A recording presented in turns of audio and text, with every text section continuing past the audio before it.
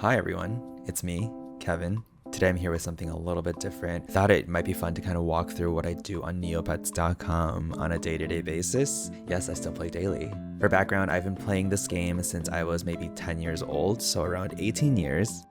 There's just so many misconceptions about the game that I feel like I was my moral duty, an obligation of sorts, to make a video that kind of walked through what I actually do, because people are always asking me, what do you do on there? Are you just playing those little silly little flash games? And I'm like, no, there's so much more. There's so much more to this game than y'all realize. For those that don't know, Neopets is a virtual pet game that is browser based, pretty much like a global phenomenon in the 2000s. There's a lot of videos out there that dive into like the deep history and the culture around Neopets that I won't really touch on today because I just wanted to showcase the gameplay itself, but I'll leave some really good videos that kind of go into those in the description if you wanted to take a look. Alright, so usually the first thing I'll do is I'll wake up in the morning, make myself a pot of coffee, sit down, turn my computer on, and log on to neopets.com. So this is the landing page. I'll click log in. My username is I don't get it. Password, you don't need to know that. Log on in. And we're in. So you might not be very familiar with the way it looks right now. For context, back in 2020, end of the year, Flash actually died and they no longer supported it. So they mass converted a lot of the pages to be HTML/mobile compatible. Unfortunately, their resources were not as heavy as they needed it. So a lot of these pages, we're just kind of rolling with it being half converted, half unconverted. So it'll just be jumping back and forth. That's the vibe. So a lot of you might still remember this from your childhood, but dailies are still a thing. And as you can see, I have a bookmark for dailies. I was silly and did most of mine this morning, but how I usually go through this is I'll usually like open up all my tabs, I'll do the buried treasure. Oh, I just won. What the? So people typically do most of this not for the money itself, but for the achievements called avatars that you can then use on the Neo boards after you get them. Some of them are highly coveted and super hard to get. This one in particular, the discarded magical blue Grondo plushie of prosperity. That is a long name. I don't think I've ever said that out loud. It gives an avatar, and I've been doing this on and off literally since it came out, and I still haven't gotten it. So yeah, then I'll get some bank interest, and then I'm training my pet right now, Deputy. So I'm just raising his endurance up right now. I'll just look up the items I need to train him up. They use something called code stones in this game, which are basically this item that you can turn into, put your pet into training, and once the 6 hour passes, my HP will go up either 1 or more depending on how lucky I am. Then the lab ray, still a thing. I already labbed today. My lab rat right now is Kukul, this guy. Shout out to Brit, thank you for adopting him out to me. And then there's something called a fairy quest, which is basically a quest from these fairies that kind of roam Neopia, and they can give you different kinds of stats or sometimes give you a free paint. Another great way to kind of get to these dailies is to go to jellyneo.net. This is probably the biggest fan site for Neopets that has all the resources that you would ever need. They also have a super useful page called the Neopets dailies list, and it just lists everything you can do in a day, along with how often you can do them, and if you need something to be able to do them, it'll list that out as well. So some of these you can only do every 2 hours, once a day. Kitchen quest is a big one. You can do that 10 times a day, and that starts to give you some stats if you do them. I guess I'll do Clotson's Shrine. Apparently you can get 1 million Neo points from this, like on very rare occasions. He feels more intelligent. I wish it was that easy. I wish it was that easy. Ooh, another big one is Fairy Caverns. Some of these dailies can give super great rewards. The Fairy Caverns can give the Fairy Cavern stamp, which I think is like 50 million points. Oh, wow, I actually made it to the end. That's pretty rare. I usually don't. 1,887 Neo points. Yo, I'm rich. I'm rich. So this is a big one. And then the other one is called Grave Danger. And you can get the Grave Danger stamp from this one. Dark Translucent Rings. Wait, I think that might be worth something. Nope. So the Super Shop Wizard is something you get from using Neopets Premium, which is like the premium subscription membership you can get. It essentially searches every single user store in the game for the cheapest price for the item that you're looking for. So I'll just throw this guy in again, and I'll be back in 6.5 hours. Alrighty, now that those dailies are out of the way, the next thing I'll usually do is just go straight into restocking.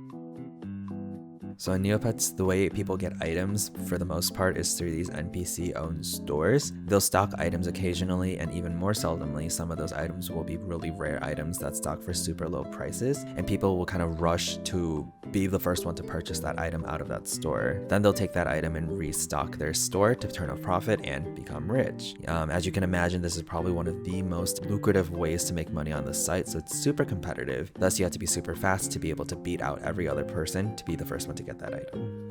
I typically restock in collectible coins, collectible seashells, and defense magic. They're typically slower stores, but when they do stock something good, it's a really big profit. I would look for like a golden shell in collectible seashells, or like smiling space fairy coin, or a large black collectible scarab in collectible coins. And in defense magic, I'd probably be looking for like a tier.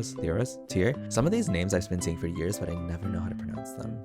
So how restocking works is you just go to each of these stores, you just refresh the store, F5, or you can click the guy and that refreshes the page. Now you just go through each one by one and just keep refreshing. It's very engaging gameplay, huh? And you just hope it stocks an item and you refresh right at the point where it would have stocked it. I will say that if you refresh way too quickly, like if I just sit here and just smashed F5, then I would probably get kicked out of the store really fast, which is basically like a 12 to 24 hour ban where you can't see any items in the store. So it takes a bit of nuance and a little bit of practice to get a rhythm of how often you should refresh. You definitely can't go as fast as you want. You have to really like pace yourself. Yeah, just keep doing this over and over again, and you just hope and pray that something stocks. I also think there's something like a gambling thing there, because like any of these refreshes could be the one that lands me like a jackpot item. You know what I mean? So it just keeps pushing, and you often find yourself like, you know, you're just like, oh, I'll just stay until the next like stock of items. But then that can be like 20 minutes later. Or you're just like, oh, I'll just wait till the next one. I'll just wait till the next one. I'll just refresh for a little bit longer. And next thing you know, it's been 3 hours and you have no money to show for it.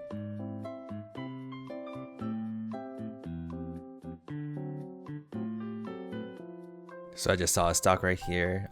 Neither of these are worth anything, so let's wait for the next one. Found another stock right here, nothing here.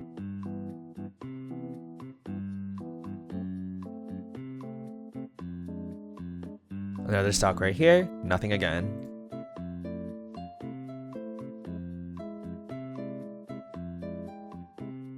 Okay, so these actually used to be really good. You're not supposed to do this where you like look it up, but these items have deflated so much as of recent that they might not be worth much. Yep, as expected, it's not worth it. I know this says stocked for 89K, and it sells for 125, but I know these are really hard to sell, so it'd probably take like months to sell this from my experience. Alright, so it's been like an hour and nothing good has stocked per usual, and I still want to show you like how to go through the restocking process. So let's just imagine, oh wait, okay, so this just stocked. Yeah, let's just imagine this was like something really good. Just like Kevin in post, put something good there, boom. I would be like, oh, that's a good item. Click on it, click yes.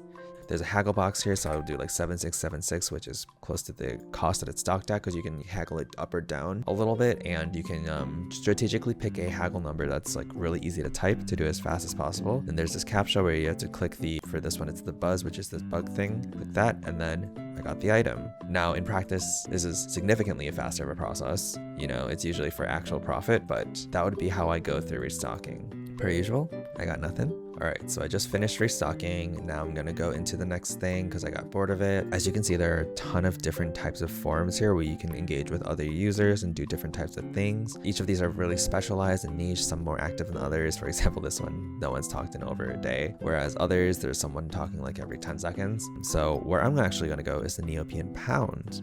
The pound is basically where you abandon your pets, but there's an additional facet to it that has eventually led into what is now known as the pet trading market.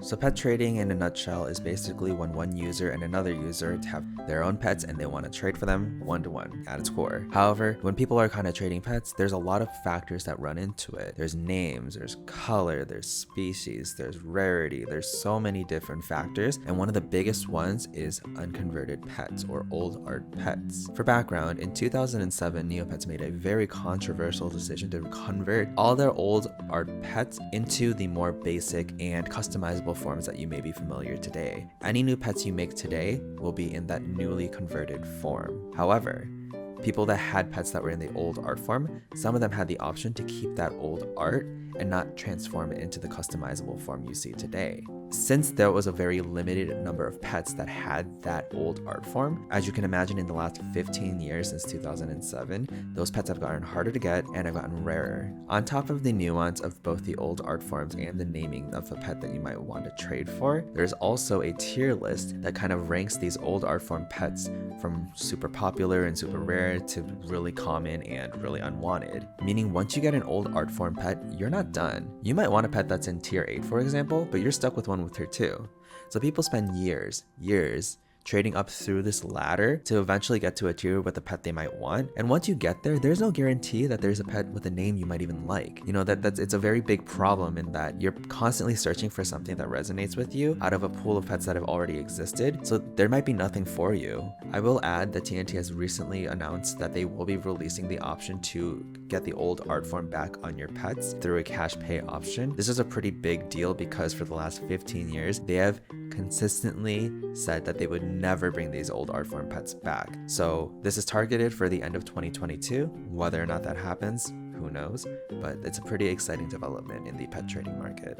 Alright, so I'm in the Pound chat. Lots of people using these big ass smileys to let people know that, you know, they have a pet up for trade. This person has an unconverted gray kukra, and this person has a lot of them apparently, you know. Some people are just swimming in these old art pets. So I'm gonna go ahead and make a new board. I currently have Rex, the unconverted Darrigan Hissy. He is a tier 4 pet, and I'm currently making my way to tier 8 for an unconverted fairy Grawl. So I'll go ahead and make my silly little boards. As you can see, I've made a lot of boards, but you know, I'll like add a couple emojis through that text code. So my pet has a capitalized name with 5 letters, so it would fall in the very well named tier of naming conventions. So I'll be like 5-lettered, unconverted Darrigan Hissy, up for a trade, exclamation and exclamation point. This is a total clickbait title, star star. So since my pet is very well named and tier 4 and is more of a popular species within that tier, I think that this particular old art pet can get me something in the tier 6 level.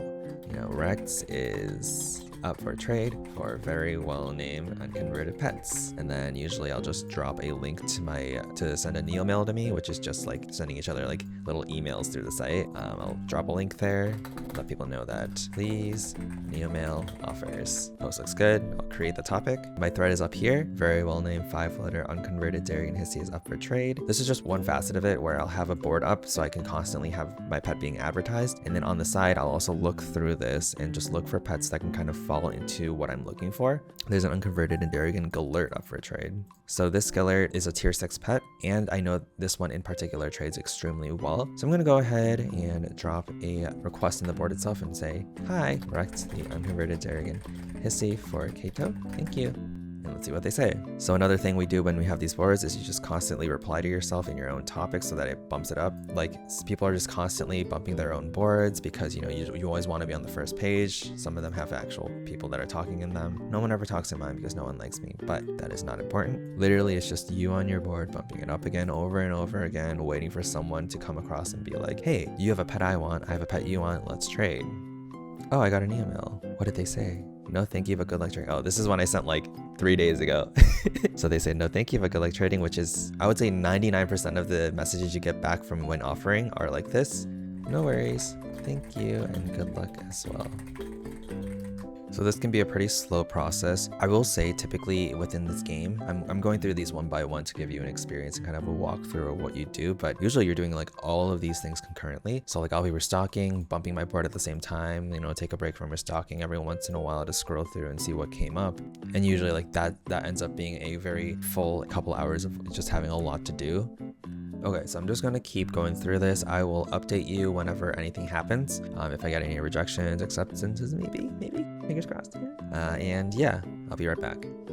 All right, it's been like an hour. It's almost my bedtime, and I've recorded some other parts, and I have no offers per usual. However, let's just assume something good happened to me, and let's just assume that I got a trade. What would I do next? I would customize my pet.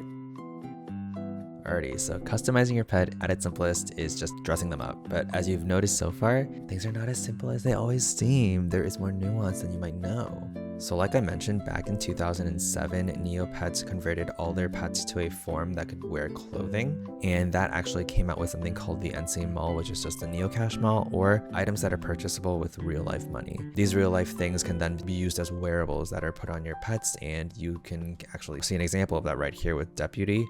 You know, he has this like a cool like ninja thingy on with like the wings, and then you see the moving red smoke clouds, a sword in the background with the bamboo. These are all separate items that I've traded for and put together on him to create this design that you see here today. There are a ton of different items out there that you can mix and match to help to create and bring to life an idea for a pet that you might have. A lot of these items are either seasonal or were retired after a specific amount of time or an event, so a lot of them can be kind of hard to find, which brings us to NC trading.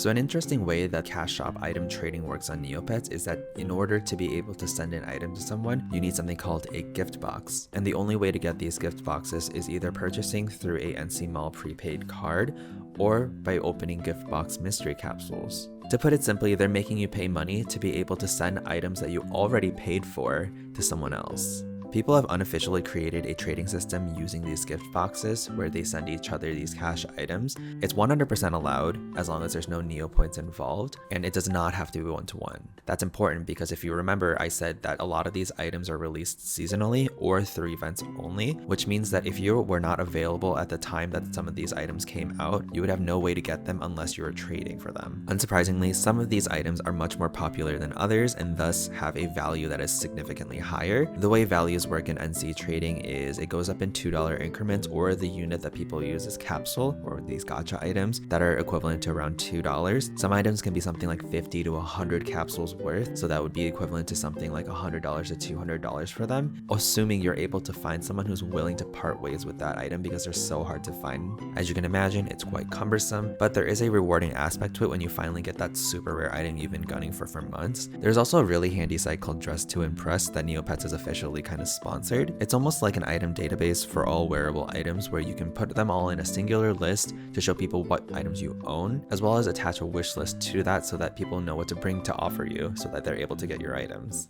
Another thing you can do is they have a warehouse/database that has a preview of every single wearable out there just about, and it's a really useful tool to use to preview and kind of create a design prior to trading for all the items you might need. They have basically every single color of pet available to preview. So if you just went into this, let's just use for example a pet that I'm actually aiming for right now, a fairy girl. Go, and this is the new version. What I want is the unconverted version, and this is what it would look like. So one thing you can do with that is then start searching up items that you would want to put on them. So I think for him, I want a background for sure. So there's 129 pages of backgrounds available. 129 pages of backgrounds available, which is something like 1,000. 1, 2, 3, 4. I think there's something like 13 here, which is like 1,390 or something like that. No. Yeah, 1,300, around 1,300 backgrounds that you can choose from. So there's a ton of different items or options that can kind of help to bring life to a character that you have. Jurassic background, does that exist? No. Dino, or how about skeleton background? So there's some more haunted theme ones here. Sunset maybe, because it has like sunset colors. Ooh, these are nice. Yeah, this fits really well. Ooh, maybe okay, I think I'm gonna go with this one and see if I can put together something that is like works with this tropical theme. So another way you can search is advancedly, and there's like different zones basically on these pets that are basically covered by each of these wearables. Obviously the background is covering the background one. Most of these clothing ones you can't use on old art pets, which is fine here. So I think I'm actually gonna change up the vibe right now and go for a cloud thing instead, because I really like the way it's like in the clouds and orange. So maybe I can like layer this in with other cloud items, maybe something like that. Ooh, that looks good. Since this is an old art pet, there's not a ton of things you can do outside of just like throwing on a few things. Maybe this rainbow one would be, I do think the rainbow one is a little better since it has a little bit of variety of color. He's like a colorful guy. He's a colorful guy. So I guess the next steps from here would just be to look at the item information in the database from Dress to Impress. Look at how many people have the item up for trade. Look at how many other people want the item. It looks like the ratio here is really good for me. If I wanted to trade for this item, there's 150 people that have it up for trade right now and only 30 other people that want it. So I'd imagine it'd be really easy to get this. This one, there's 133 people that have it for trade, but 83 people want it. This one would be pretty hard to find. And this one, oh geez, 108 have it up for trade, but 110 users want this item. So this one would be pretty difficult to find, and I actually know that this item itself is actually quite expensive too, so probably be the hard item to trade for in the customization within this. So I think one of the last major things I do is I just train up my pet. As you can see, Deputy is level 375, and these are his stats right now. This would all be used to fight in the Battle Dome, which is just basically where you can fight monsters in an arena. The Battle Dome used to be a really huge activity in the game that was probably one of the biggest reasons that some people played, and they overhauled it several years ago, but this overhaul in turn actually changed the dynamic and the mechanics of it so much that it kind of ruined it, because they didn't think about all the balancing needs and all the things that added into the intricate details of the system that made it what it was, and thus the community has since died because of that. Basically, you know, people just kind of do this where they fight one of the easier monsters that they can, one-shotting them just for the daily items you can get out of it, because every once in a while you'll get something that's kind of valuable. You know, it really is sad that something that had such a dominance on the site is now as dead as it is now. If you go to the Battle Dome board, if you look at how active the boards are, even on page 1, we still have boards that are literally, the last post was a day ago, and it's usually just people selling stuff or people complaining about wanting the Battle Dome to be fixed. But on a positive note, as of April 2022, TNT has released a statement saying that fixing the Battle Dome and rebalancing it so that it's more engaging is the next priority for them. So I'm really hoping that this can bring some life into it because it really needs it, and I think this is one of the biggest ways that we can get players to engage again. So I'm pretty excited about that, and we'll see what they bring up. So that's basically what I do on Neopets in a day. I know it's a lot more slow paced than a game you might see nowadays, but I think there is a beauty in the slow paced gameplay that you can take it day by day and really be rewarded for engaging in the community and involving yourself in it. I think a lot of people still see it as an unmodernized relic of the internet and are just waiting for it to disappear, but I feel like we need games like this in the internet too. I think, you know, it touches on a niche that doesn't really get any attention anymore, so I hope it stays for as long as it can, and I just hope that one day we can see a fraction of the popularity it used to have, because it's just so much more fun when you have a lot of active players engaging, and it helps to keep things fresh. So I want to thank you all for watching this video. I know it's a little bit different, but I appreciate you sticking through. Like and subscribe if you want to. Remember to eat a lot of food, drink water, stay safe, and I will see you all for the next one. Bye.